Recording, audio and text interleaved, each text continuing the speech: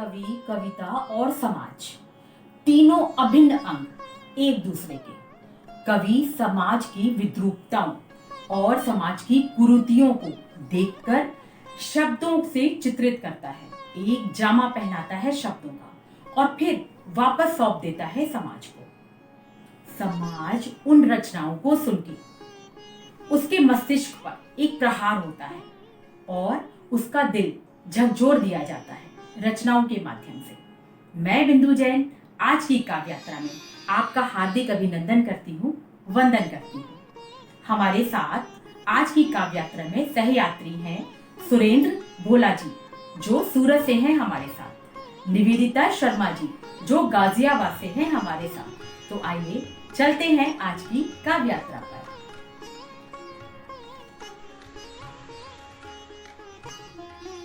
आज की काव्य यात्रा का संयोजन किया है ओज के वरिष्ठ हस्ताक्षर संजय शुक्ला जी।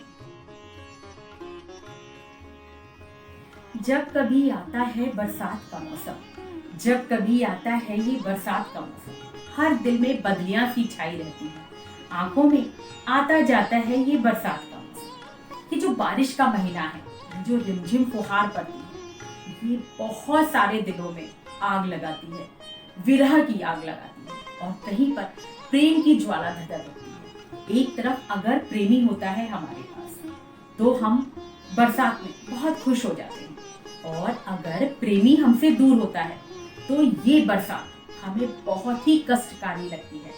चलते हैं हम निवेदिता शर्मा जी की तरफ और सुनते हैं ये प्यारी सी कविता।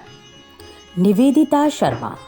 गीत हो, गजल हो या मुक्तक हो, राष्ट्रीय मंचों से आपका काव्य पाठ होता है।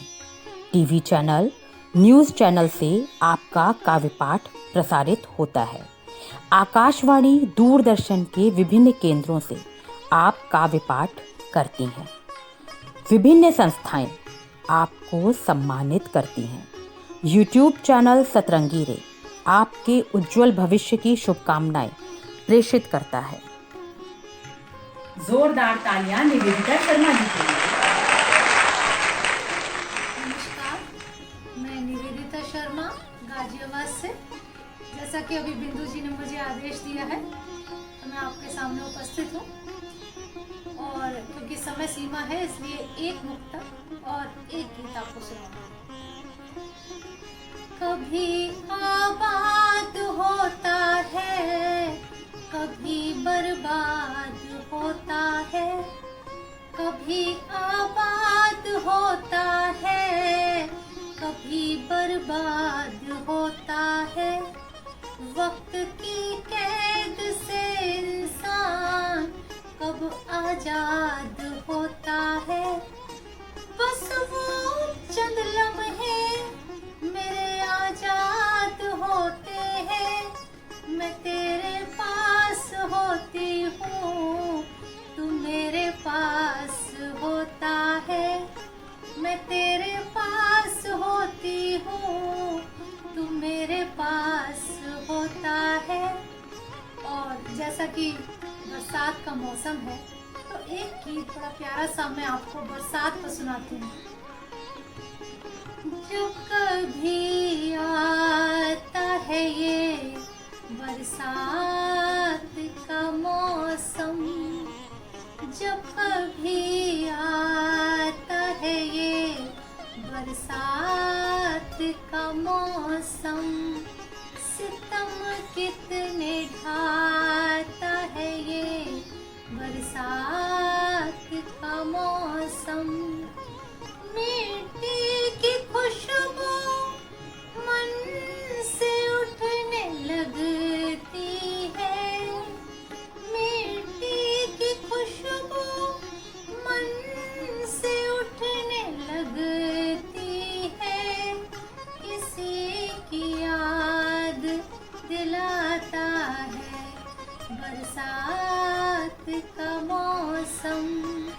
बीते हुए लम्हे वापस लौट आते हैं। बीते हुए लम्हे वापस लौट आते हैं।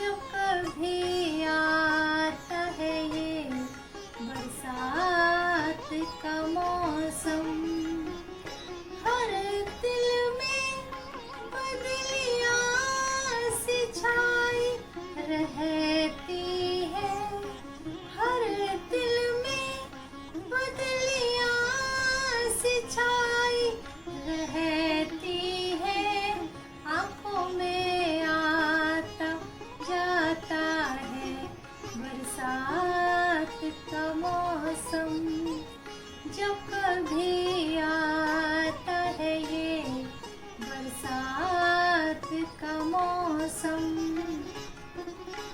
दिल में तूफान है और उनसे दूरी है, दिल में तूफान है और उनसे दूरी है, कितना आजमाता है ये बरसात का मौसम, जब कभी आता है ये बरसात का मौसम, सितम कितने ढाता है ये बरसात का मौसम।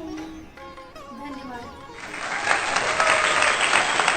जमाने में बहुत सच्चे कहाँ इंसान मिलते हैं, जमाने में बहुत सच्चे कहाँ इंसान मिलते हैं, बिना भक्ति तपस्या के कहाँ वरदान मिलते हैं। लिखो रसखान मीरा सा, लिखो रसखान मीरा सा, लगन शबरी के जैसी हो, करो प्रहलाद सी भक्ति तभी भगवान मिलते हैं, करो प्रहलाद सी भक्ति तभी भगवान मिलते हैं।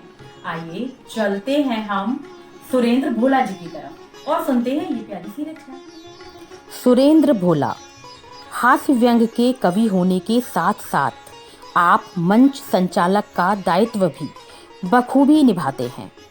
राष्ट्रीय मंचों से आपका काव्य पाठ होता है, विभिन्न TV channel, news channel, Akashvani और दूरदर्शन के केंद्रों से आपका काव्य पाठ प्रसारित होता रहता है। देश की विभिन्न संस्थाएं आपको सम्मानित करके गौरवान्वित हैं। यूट्यूब चैनल सतरंगी रे आपके उज्जवल भविष्य की शुभकामनाएं प्रेषित करता है। जोरदार तालियां सुरेंद्र भोला जी के लिए। जय हिंद, जय भारत। दोस्तों नमस्कार, मैं कवि सुरेंद्र भोला सूरत गुजरात से आप लोगों के बीच आज सतरंगी यूट्यूब चैनल के माध्यम से प्रस्तुत हुआ हूं। आप सभी सुधी श्रोताओं को प्रणाम करता हूं। अपनी काव्य यात्रा चालू करने से पहले 4 पंक्ति माता पिता के चरणों में समर्पित करना चाहता हूं।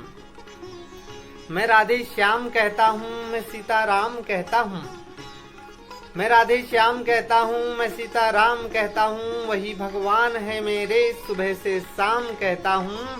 नहीं मैं द्वारिका देखा, नहीं रामेश्वरम देखा, नहीं मैं द्वारिका देखा, नहीं रामेश्वरम देखा, पिता माता के चरणों को मैं चारों धाम कहता हूँ, पिता माता के चरणों को मैं चारों धाम कहता हूँ। हम सबके आराध्य भगवान मर्यादा पुरुषोत्तम भगवान श्री रामचंद्र जी और उनके भी आराध्य भगवान भोलेनाथ को प्रणाम करता हूँ। भगवान भोलेनाथ जो सभी की मनोकामनाएं पूरी करते हैं। विष्णु पुराण की 4 कथाओं का वर्णन मैंने 124 वर्णों में करने का प्रयास किया हूँ। एक छंद के माध्यम से आप सभी का आशीर्वाद चाहता हूँ। कामना भागीरथ की पूरी कर महादेव, कामना भागीरथ की पूरी कर महादेव, जटाओं में गंगा जी के बेग को समाये हैं। राजा दक्ष क्षय श्राप चंद्र को बचाने हेतु भोलेनाथ भाल पर चंद्रमा सजाए हैं।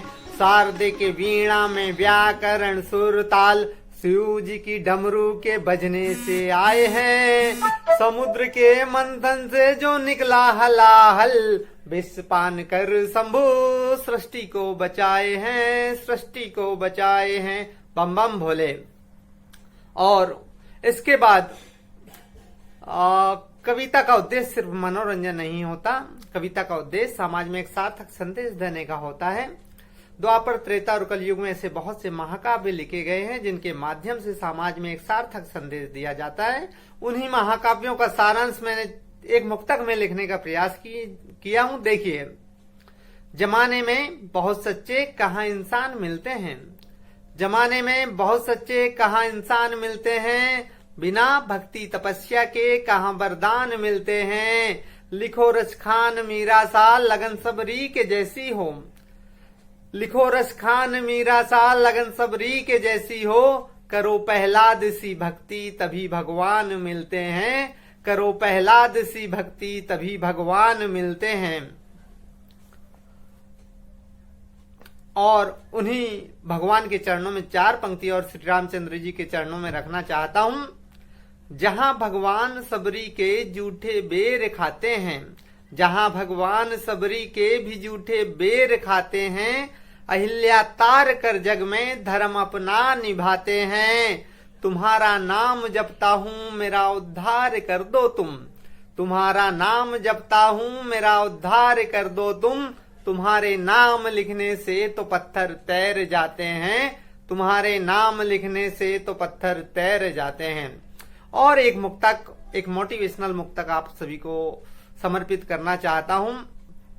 अरुणिमा सिन्हा, देश की पहली दिव्यांग बेटी जिन्होंने माउंट एवरेस्ट की चोटी पर फतेह हासिल किया, उनको समर्पित करता हूं। नहीं है पैर जिसके वो जमाना घूम लेती है, नहीं है पैर जिसके वो जमाना घूम लेती है, सफल होकर मेरे यारों खुशी से झूम लेती है। वो हाथों की लकीरों को बदलकर काम से अपने, वो हाथों की लकीरों को बदलकर कर्म से अपने, बनाकर सीढ़ियां खुद ही गगन को चूम लेती है, बनाकर सीढ़ियां खुद ही गगन को चूम लेती है। आप सभी देशवासियों को स्वतंत्रता दिवस की हार्दिक बधाई देना चाहता हूं और 4 पंक्तियां देश के नाम रखना चाहता हूं कि हमारा देश कैसा होना चाहिए, क्योंकि हमें आजादी हिंदू मुस्लिम सिख ईसाई की आपसी सहयोग और सामूहिक प्रयत्नों से हमें आजादी मिली है। तब 4 पंक्ति रखता हूं। फूल खिलते जहां वो चमन चाहिए, फूल खिलते जहां वो चमन चाहिए, गांव हो या शहर बस अमन चाहिए। धर्म के नाम पर ना लड़े हम कभी, धर्म के नाम पर ना लड़े हम कभी, साथ मिलकर रहे वो वतन चाहिए, साथ मिलकर रहे वो वतन चाहिए। जय हिंद, जय भारत। हमारा देश भारत बहुत ही प्यारा, बहुत ही अच्छा, बहुत ही सुंदर। यहाँ पर करोड़ों देवी देवता हमें आशीर्वाद देते हैं और हमें आज की काव्य यात्रा में वो रास्ता बताया गया है जिससे कि भगवान का वरदान हमें मिलता रहे। साथ ही बरसात का ये मौसम हमें कैसा लगता है, हमें क्यों, कब और कैसा लगता है, सुहाना लगता है या फिर हमें बेगाना लगता है, ये भी आज की काव्य यात्रा से हमें पता चला। तो आज की काव्य यात्रा आपको कैसी लगी कमेंट बॉक्स में आके हमें जरूर बताइएगा। और अगर आप भी कविता लिखते हैं तो अपना वीडियो बनाइए, दिए हुए नंबर पे हमें भेज दीजिए, हम आपको काव्य यात्रा का सहयात्री जरूर बनाएंगे। और हाँ, आप हमारे YouTube चैनल सतरंगी रे के मित्र बने, यानी आपने हमारा YouTube चैनल सतरंगी रे सब्सक्राइब किया या नहीं? अगर नहीं किया है तो अभी कर लीजिए सब्सक्राइब। और मैं बिंदु जैन मिलूंगी काव्य यात्रा के अगले सोपान पर। तब तक अपना ध्यान रखिए, अपनों का ध्यान रखिए।